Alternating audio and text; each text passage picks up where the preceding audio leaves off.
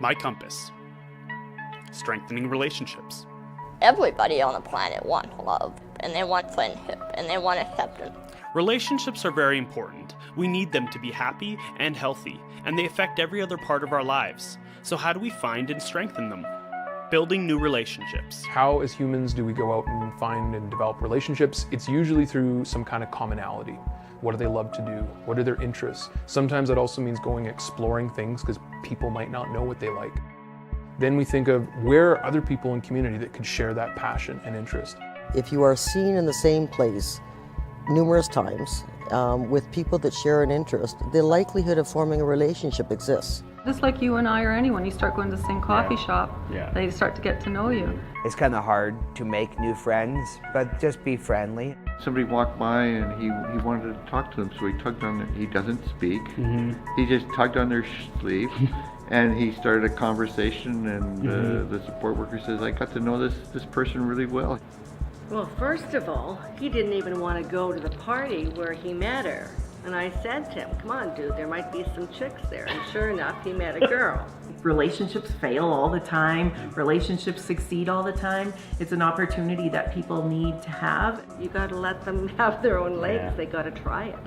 And if it succeeds, great. If it crashes and burns, so you pull up your pants and you dust off your shoes and you try again, right, buddy?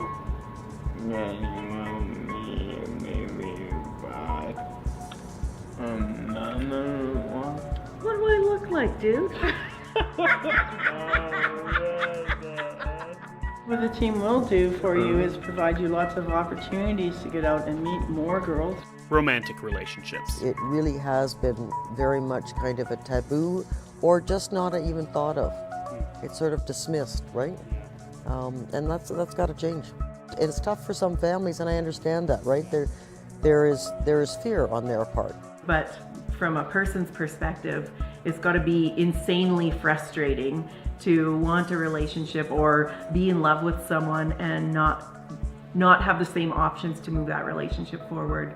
So I think that our job is to have open conversations with individuals themselves and with their family members and identify what those fears are and say, okay, what do we do to alleviate those fears?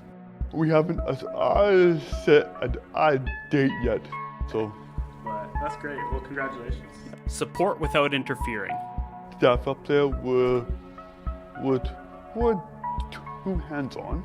I feel like I always have to have supervision in whatever I do.